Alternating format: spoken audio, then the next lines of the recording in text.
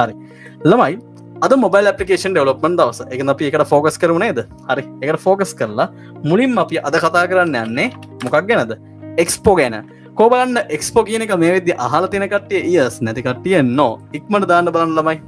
Expo කියන එක ගැන අහලා තියෙන කට්ටිය සහ යූස් කරලා තියෙන කට්ටිය yes නැත්නම් no. ඉක්මනට දාන්න බලන්න. ළමයි එක්ස්පෝ කියන සයිට් එකට මුලින්ම යන්න expo.dev. හරිද? ඔය සයිට් එකට ගියාට පස්සේ ඔයාලා බලා ගන්න පුළුවන් everything you need to build apps. Expo is a full stack React Native framework. React Native? අහලා තියෙනව නේද? React. ගොඩක් කට්ටිය කතා කරන දෙයක් ඉන්ඩස්ට්‍රි එක තුල. React Native framework එකක්. මේක මොකද්ද? framework එකක්. හරිද? With powerful cloud services to help you move faster at every stage of the app life cycle. පිළිගන්න මං ගාව තියෙනවා iPhone එක. හරිද? ඔයා ගාව iPhone එකක් නැතුනට කමක් නැහැ. ඔයා ගාව Android phone එකක් ඇති සමානලාවට. හරිද? මොකක් හරි ෆෝන් එකක් වාට තියෙනවා නම් හරිද ඔයාගේ කම්පියුටර් එක ඇතුළට Android Studio එකවත් හරිද Android Studio කියලා කියන්නේ Android කරන කට්ටියට විශේෂයෙන්ම ඩවුන්ලෝඩ් කරගෙන දාගන්න ඕන software එකක්.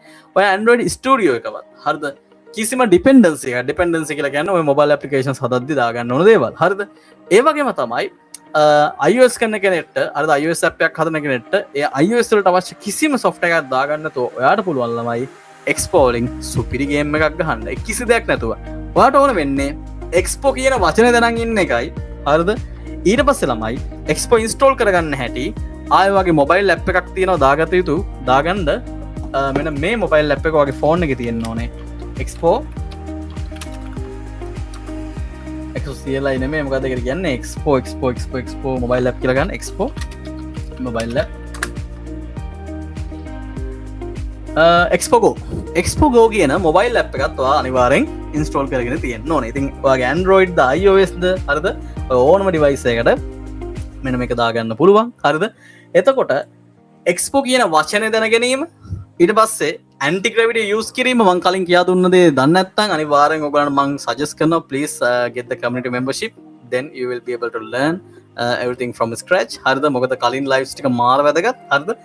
එක්ස්පෝ කියන වචන දැන ගැනීම anti gravity use කිරීමට හැකියවීම එතනින් එහාට එක්ස්පෝ go කියන මොබයිල් ඇප්ලිකේෂන් එක තිබීම ඔයාගේ ෆෝන් එක ඇතුලේ එතනින් එහාට ගත්තාම තවමත් ළමයි තියෙන්නේ එක්ස්පෝ go මොබයිල් ඇප්ලිකේෂන් එක විතරක් නෙමෙයි ඔයාට ඕනේ මෙන්න මේ එක්ස්පෝ එක කොහොමද ඉන්ස්ටෝල් කරන්නේ සහ රන් කරන්නේ කියන දැනුම.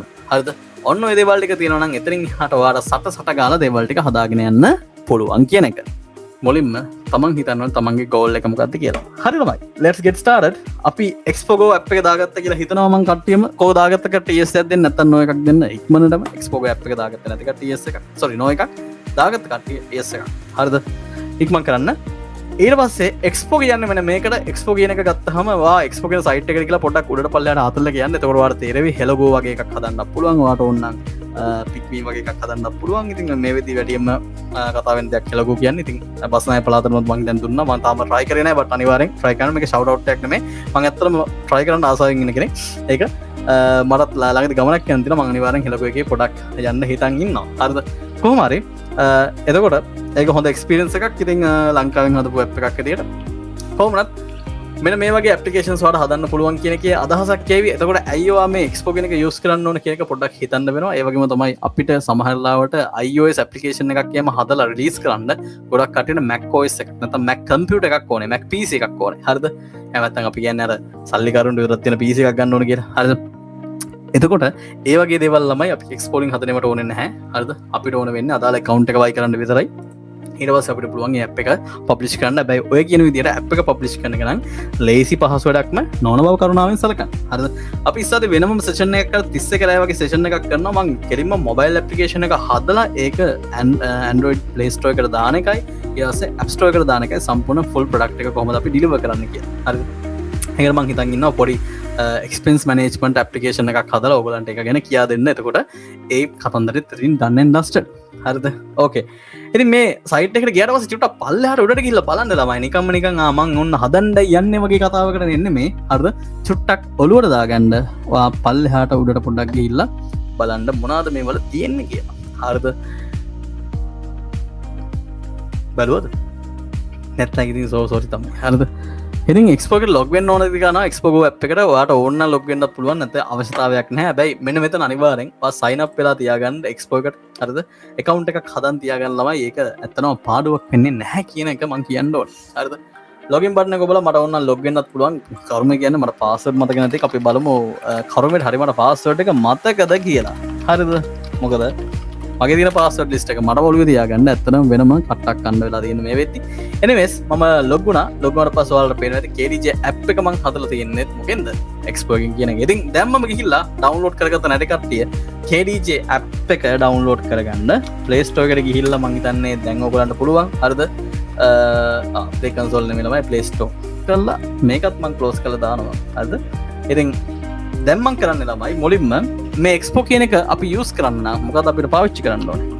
Expo documentation එක මම ගන්නවා. හරිද? Expo documentation බලන්න හැමෝම හරිද? මෙන්න මේ Expo documentation කියලා type කරන Google එකේ එතකොට ඔයගලන්ට පුළුවන් Expo documentation එක click කරලා ඔයා කොහමද Expo දාගන්නේ? හරිද? නැත්නම් Expo app එකක් පළවෙනි වතාවට install කරගන්නේ කියන එක දැක ගන්න. හරිද? ඉතින් ළමයි මෙතන හෙන simple command එකක් තියෙන npx create expo app at latest කියලා. හරි. ඉතින් npx කියන්නේ හරිම සරල සිද්ධියක් තියෙන්නේ. හරිද? හැබැයි අපි බලමු කොහොමද ඒක වැඩ කරන්නේ කියලා.